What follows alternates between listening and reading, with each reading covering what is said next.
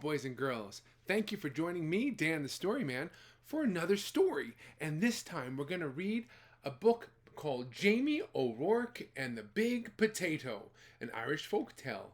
And this is retold by Tomie DePaola, and he wrote the pictures too. So thank you, Mrs. P, for giving me this book, for recommending it, and I can't wait to read it with the boys and girls. Here we go. Jamie O'Rourke was the laziest man in all of Ireland. Look, like I have on my shirt, Ireland! He would do anything to avoid working, especially if it had to do with growing potatoes. Oh, there's Jamie O'Rourke, just sleeping. He should be working, but he's just sleeping. Oh, Jamie O'Rourke. Jamie O'Rourke, his wife Eileen would say, We'll have nothing to eat this winter if you don't go out and dig up the praties. Praties is another name for potatoes. Oh, the saints preserve us, Jamie would whine. Me back's as sore as can be. Sure, as I'm telling you, wife, you don't have to dig them up yourself. I'll break in two if I so much as get up out of bed. Oh, that Jamie was so lazy. So Eileen, who had done all the planting and watering and weeding anyhow, would go out to the tiny garden and dig up the smallest potatoes in Ireland, all because Jamie was too lazy to dig up a larger garden and have no money to buy good potato seed. Oh, there he is in bed. Is his back really hurting? No, he's just lazy. And there's his wife digging up little bitty tiny potatoes. Oh, poor Eileen. Then poor Eileen, who wrenched her back and was laid up in bed. The people in the town said, Saint Bridget and the Virgin Mary herself must have smiled on Eileen O'Rourke, the village women said. Why, it's the first rest she had since she's married Jamie O'Rourke. With Eileen in bed, Jamie began to worry.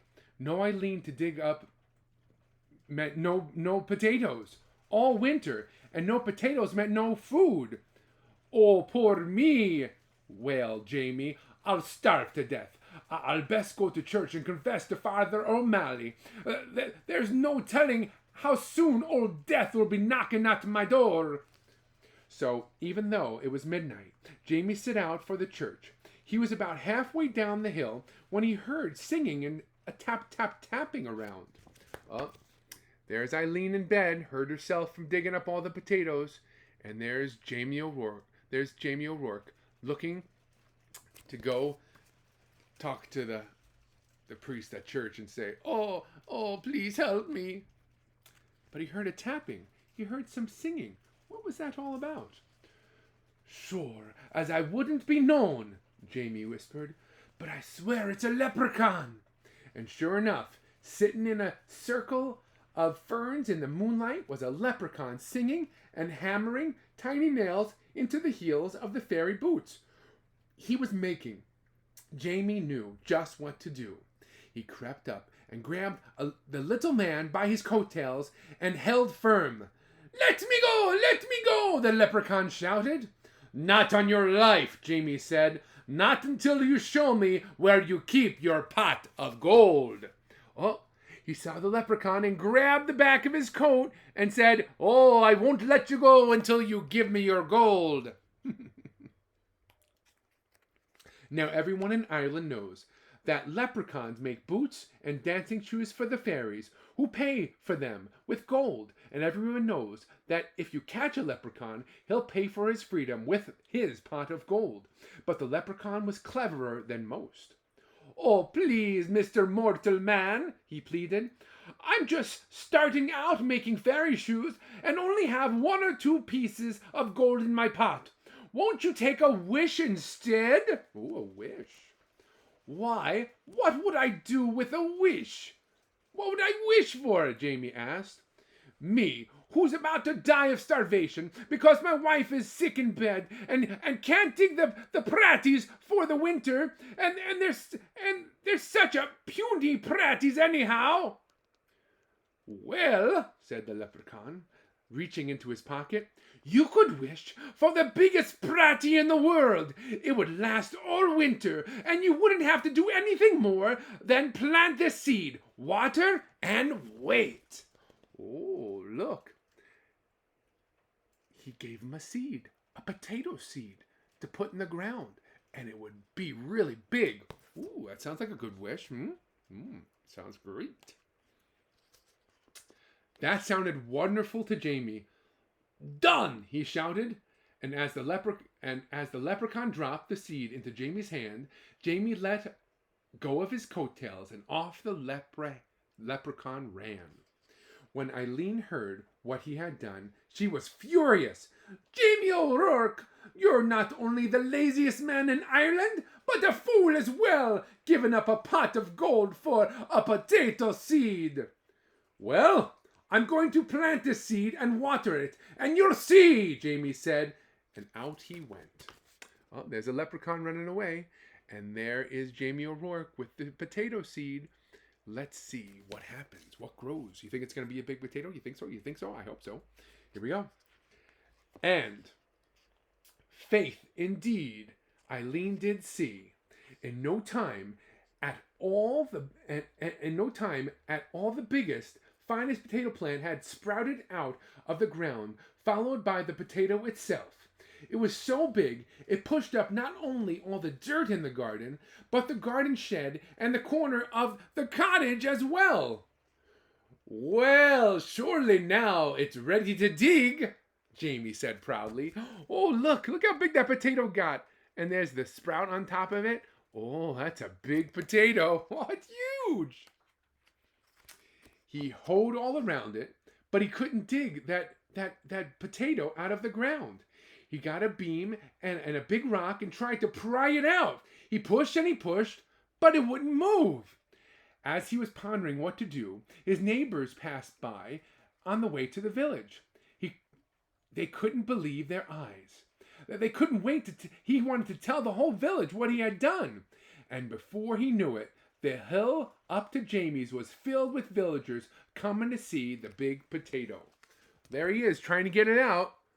You can't do it, and there all the people of the town coming to see the big potato. I like potatoes. Do you like potatoes? Potatoes are delicious. Mashed potatoes, baked potatoes, yum, yum, yum. Fries, ooh, I love potatoes. Where did it come from? They asked. Jamie told them all about the lucky night that he caught the leprechaun and how smart he had been. Why, anyone could have gotten a pot of gold, he bragged, but the biggest potato in the world? Well, that took some doing. However, do you outsmart a leprechaun? They asked at once. Jamie hesitated and scratched his head.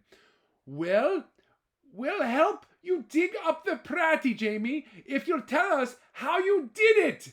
And they grabbed shovels and hoes and started to dig.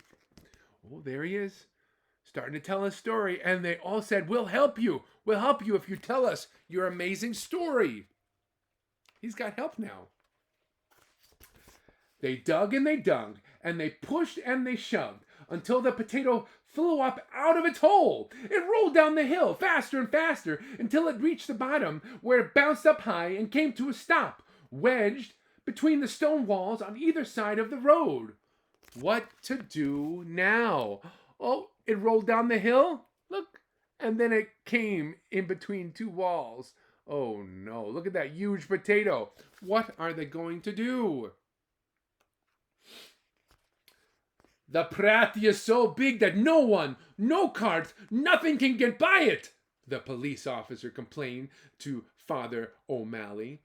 How's a body to get in and out of the village? What shall we do? The villagers wailed. Then they all looked at Jamie and said, it's your pratie. You have to move it out of the way. Well, Eileen spoke up, there's more than enough pratie for everyone. Why don't you all take some? Oh, what a great idea. Look, it's stuck in the middle of the road. And then Eileen, Jamie O'Rourke's wife, thought, everyone can have some. What a great idea. They're going to cut it up and eat it. So the villagers sawed and chopped and carted off huge pieces of potato while Jamie sat on the stone wall and watched. Look, they're all taking some. And there's Jamie right over here, just sitting there watching while everyone takes some potato home. How fun. All winter long, everyone had potato to eat and eat and eat until no one wanted to see or hear of potato again. Look, there they are, eating potato. Oh, delicious. Oh, I can't stand it. Oh, this is great. Oh, I don't want it anymore. Oh, this is yummy. Oh, I can't stand it. It's disgusting. Get this potato out of my face. In the spring, Jamie said, I saved the potato eye for a seed, and it's just about time to plant it.